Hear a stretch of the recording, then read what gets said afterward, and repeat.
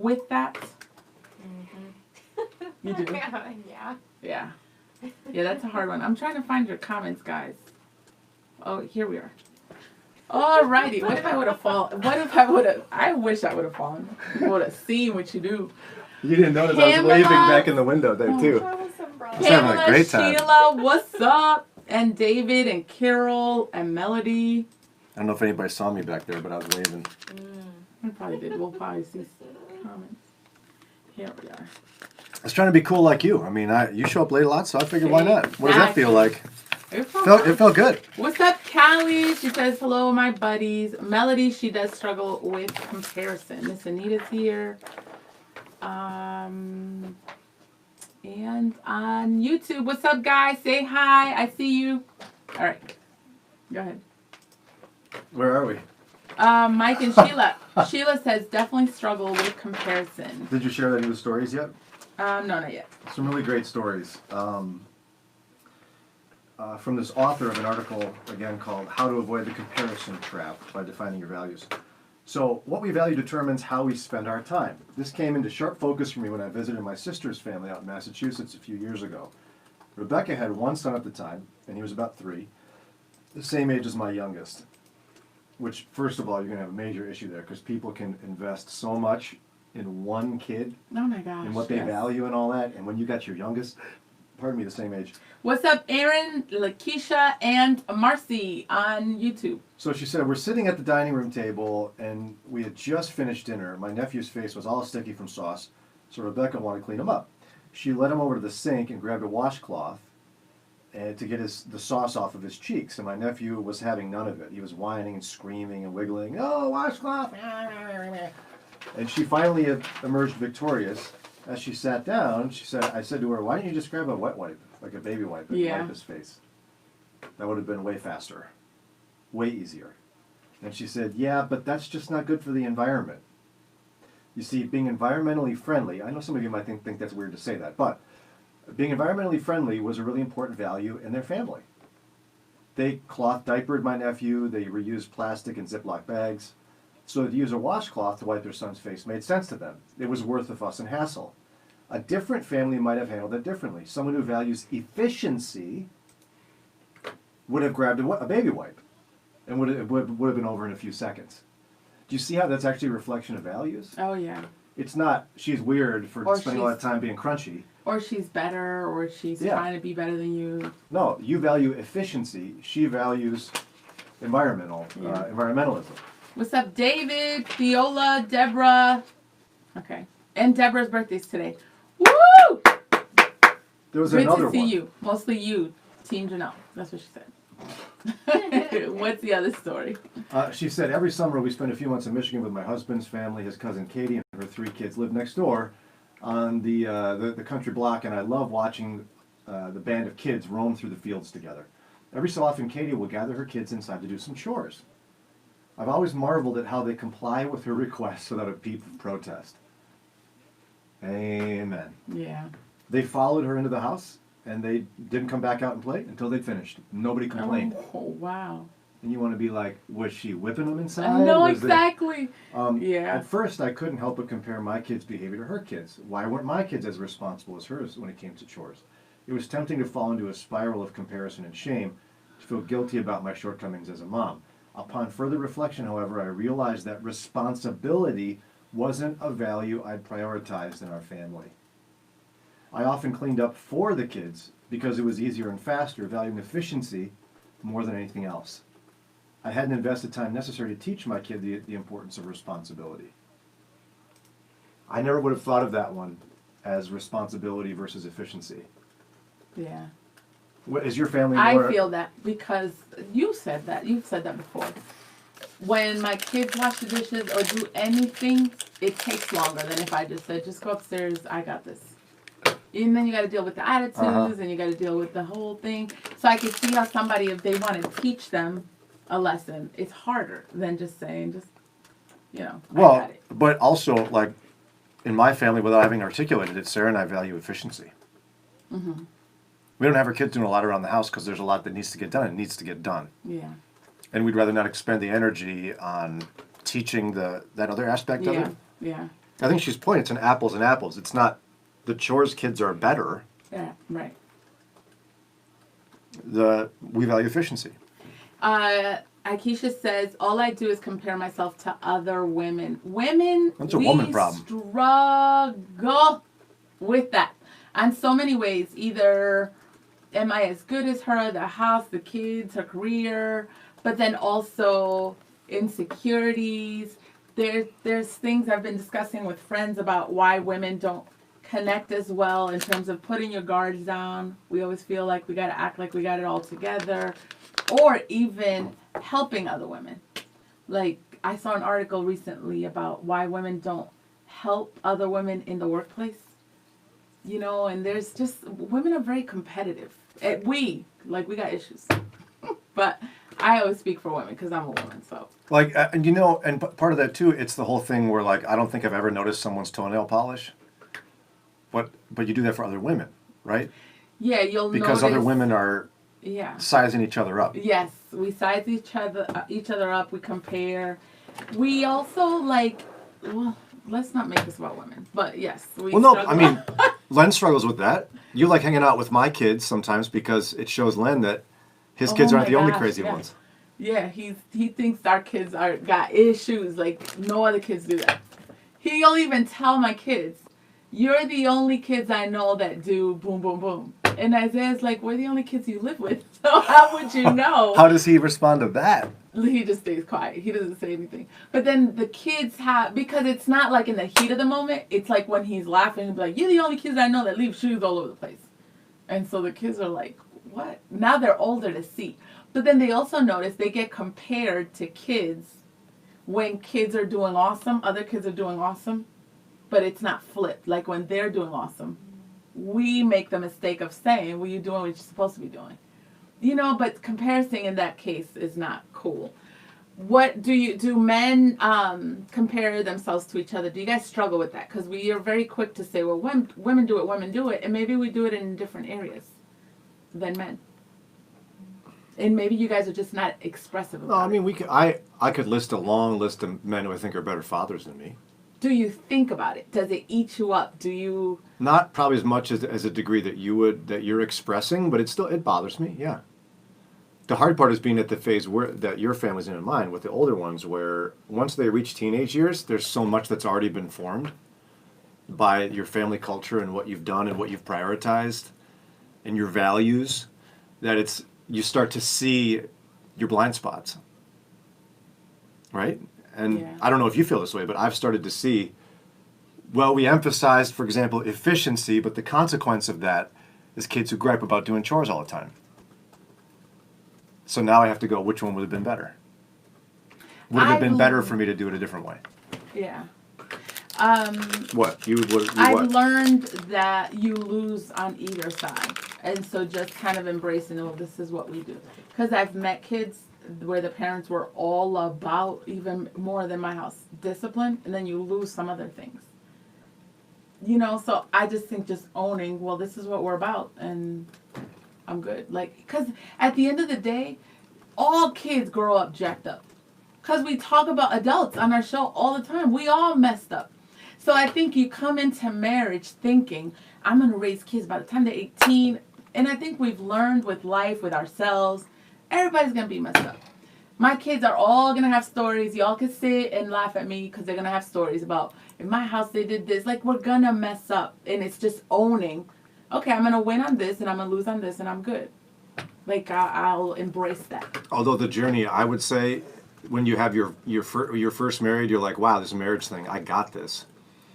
And then you have a kid and you're like, wow, I'm going to care about the environment, so I'm not going to use wet wipes. And you do stuff like that. But then time gets a hold of it. And I feel like the further along I get, the less I know what I'm doing.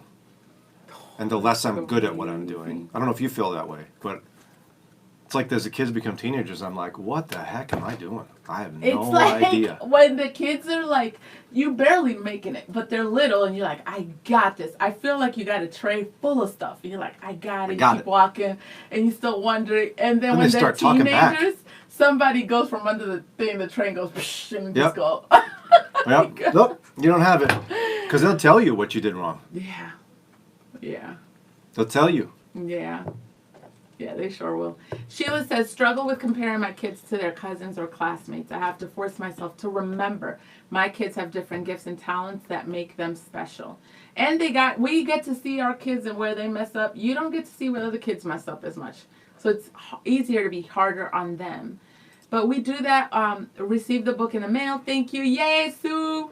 We do that with our marriages too. We compare our marriages. You see people win and look all awesome in public, and you put that expectation on your spouse.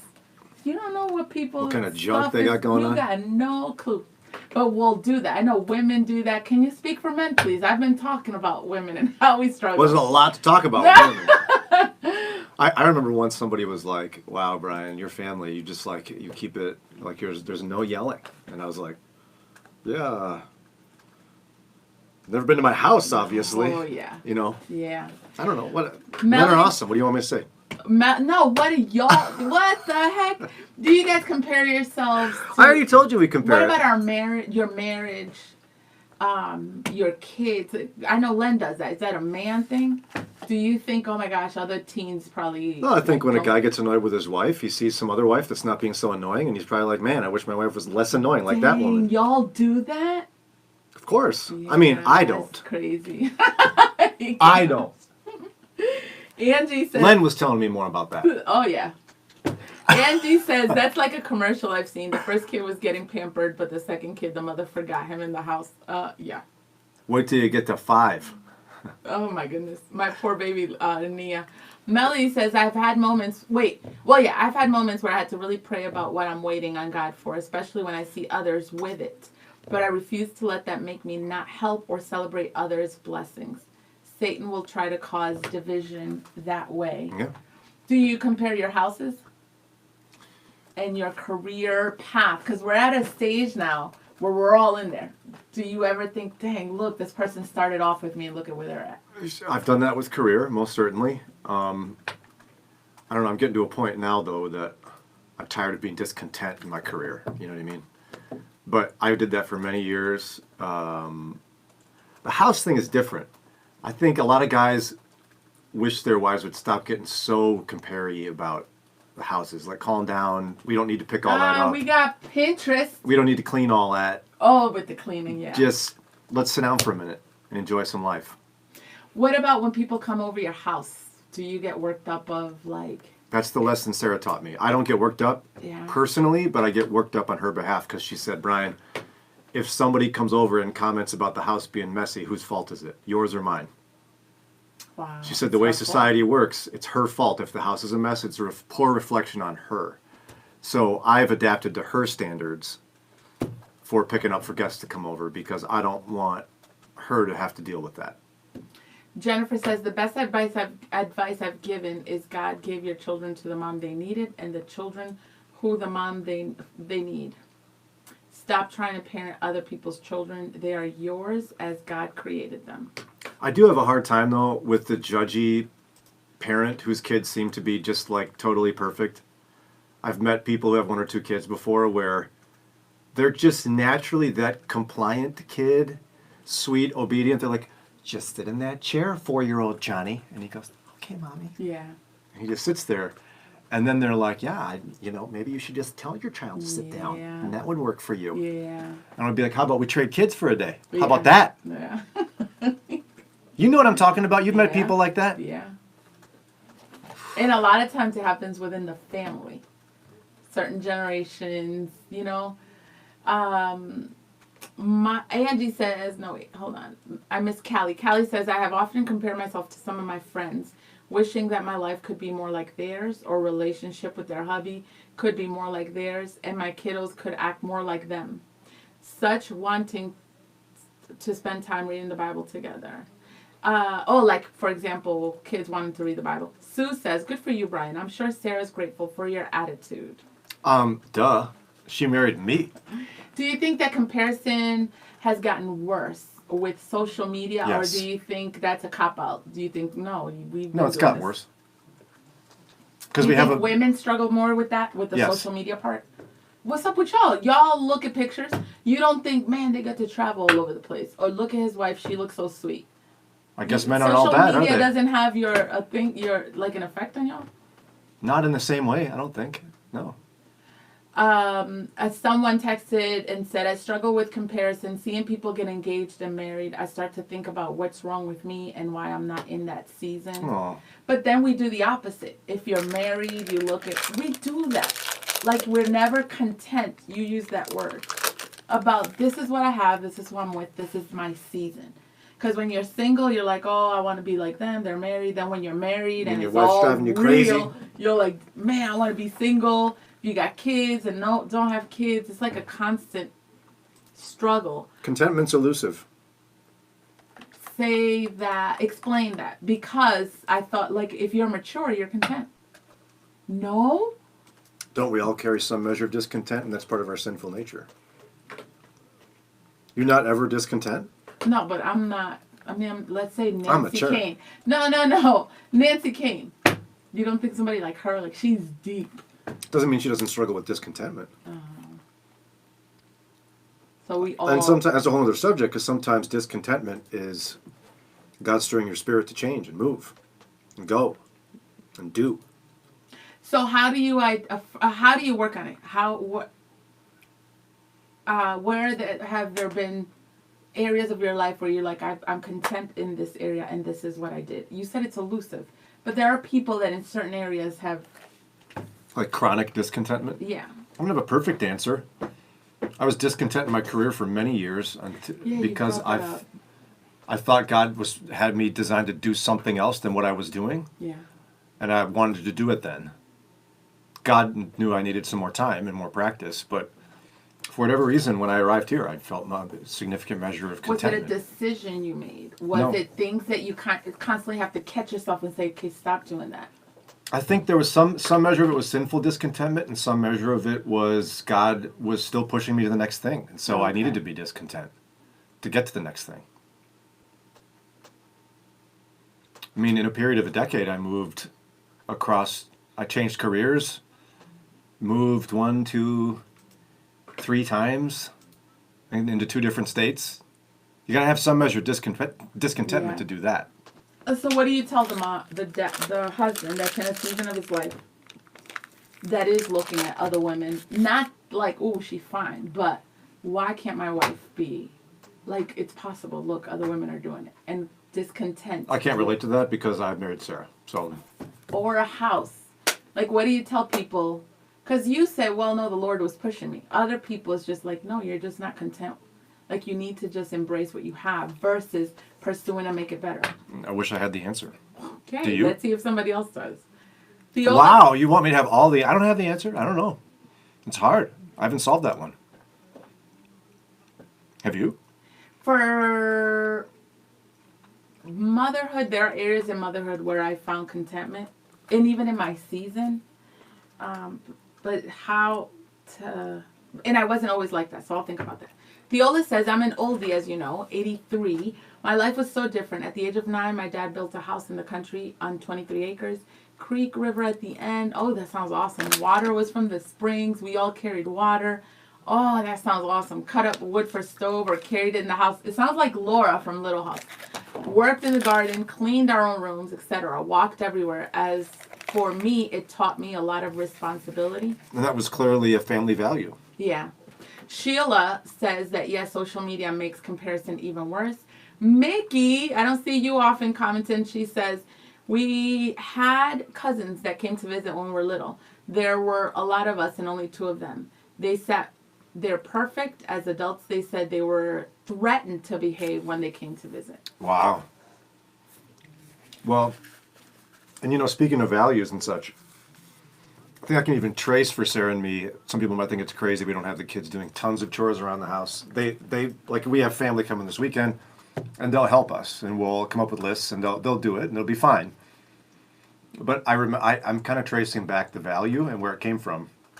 Where there was a Kevin Leman book years ago called "It's Your Kid, Not a Gerbil," and it was a picture of a gerbil running in one of those circles. And one of the big stories in there was about a teenage girl who reported in an interview that sometimes all she wanted to do was lay in her bed and daydream. But she didn't have time because her parents had her running all the time. Pick up this, clean that, go here, do that. Like that kids that aren't doing anything are going to cause trouble. Yeah. And Sarah and I both really resonated with that a lot. And so without us explicitly saying it, we do value like freedom for creativity and free playtime as a value to not create that, right?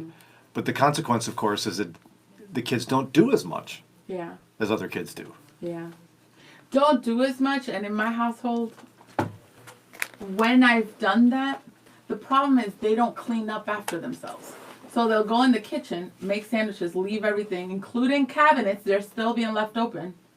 And so it's the attitude of, if you're not going to help clean, at the very least, so it's a constant come back and put the stuff away. Close the cabinets. Then come back, pick up all your shoes. They're all over the place. But isn't that some measure? And you still get attitude of like, dude, at the very least, because it's the attitude of, somebody else has it. Like whenever you leave stuff, you're basically telling me. But isn't that a reflection of just childhood and intellectual development, that you're so self-focused? Yeah. That you have this plate and it's right there, but I'm not going to pick it up because I want to do this now. Yeah. And so I don't know that that's a Jannelle problem or a Brian problem. It's Yeah. just a problem with children in general. Yeah. Paula says, my mom raised 6 kids as a single mom. We did struggle with discontent at times, but we understood that we were grateful for what was given, and we had special occasions like Easter or school for new things. She made us understand early on as custodians, like family, that we all have different paths and purpose. Thus, we stopped with discontent and focused on path and purpose. That's good. That's really good. It's real good. Nathaniel says it's a challenge when my kids act like angels and we're with company, but home they can be a mess. I guess it's a part of parenting. My oldest kids are great, even at home. I am blessed. The person that said that then they find out that they grew up and they were being threatened, that happens with other things too. As you're trying to keep up with the Joneses, like that big house, you don't know the price that's being paid to have the big house. You just want what you see. If it's the clean house, women do that a lot. My house doesn't look as clean as hers. You don't know the amount of time she's spending to make it look like that. That would take away from things that you actually value.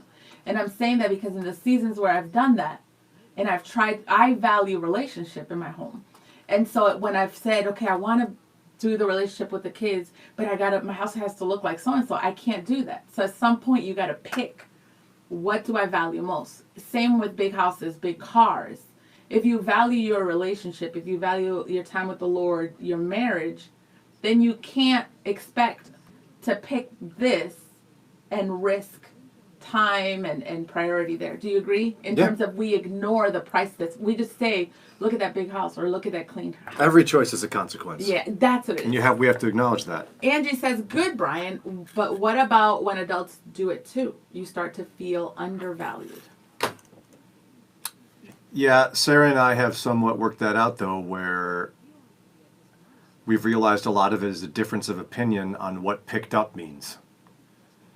Something as simple as, I think it's best to take all the dirty dishes and pile them on the counter next to the sink. And Sarah thinks that's outrageous and ridiculous and messy, and she wants to pile up everything in the sink. Yeah. And I don't like to put everything in the sink because then I have to take everything out of the sink when I do the dishes. So what's the point of doing the extra step? So some of that has to do with perception. Like, Sarah also values, as soon as you're done eating something, you need to go put it in the dishwasher. But if I were on my own, I wouldn't value that. I'd probably leave a couple of things out for a couple hours and then put them all away at once. So whose way is better? Yes, I see what you're saying, but I've seen, and that's kind of, I've seen stuff. There are marriages, if we're talking about the adults, where first of all, like the expectation is you're going to cook, and so you cook, you put the meals out, and people get up and walk away, and the expectation is you're going to clean. It's that feeling that women, I'm talking about women right now, feel like if I don't do it, nobody else does it. That's where I think you feel undervalued. Like, yo, seriously? So you're just going to walk away from your plate? It's a plate you ate out of, and the expectation is you got it. The person gets up, gets the remote, and sits. You know, that's are a marriages like different. Yeah, that's But the challenge is those become vicious cycles oftentimes, and what happens is those problems are addressed poorly, Yeah. and you create a cycle of defensiveness. Yeah. So the person will say, "You never pick up after yourself. You leave your stuff for me to go up. Don't you care about me?" And that person gets defensive and goes, "What? You don't think I do anything here? Yeah. I mow the lawn. I do the bed. I da-da-da." Yeah. All it does is create a cycle of defensiveness, where Yeah. the real thing, the mature way to handle it, that nobody can, is let's just say a guy going, "You know, honey, when you leave the car parked in that part of the driveway every day, it makes my life more difficult because of X, Y, and Z. Would it be okay? Would you consider moving it or doing Yeah. something different?" Yeah, I agree. As opposed to, "What's your problem? You always park there. You know I have to move it. Why do you do that to me?" Yeah. Yeah. Rod says, I know some people that raise children to pick up, clean up around the house, but when those kids became adults, they lived like messy hoarders. Yes. And I know people, and listen, I'm just playing. I'm going to punch my kid when he does this because I know who it's going to be. Kids that are a mess, I've seen this. They're adults now. A mess in your house and then got the nerve when you go to their house to tell you to take the shoes off and want to keep it all clean. I am just waiting for the kids to do that. Haven't you seen that? Well, you know what it's going to be. It's going to be their wives Oh, you that make that happen. They're not taking their shoes off for themselves, right? But no, That's funny. Yeah, it'll drive you nuts. That is hilarious. All right, Okay, cool. Yeah, we gotta go. we got to run, people. Bye, guys.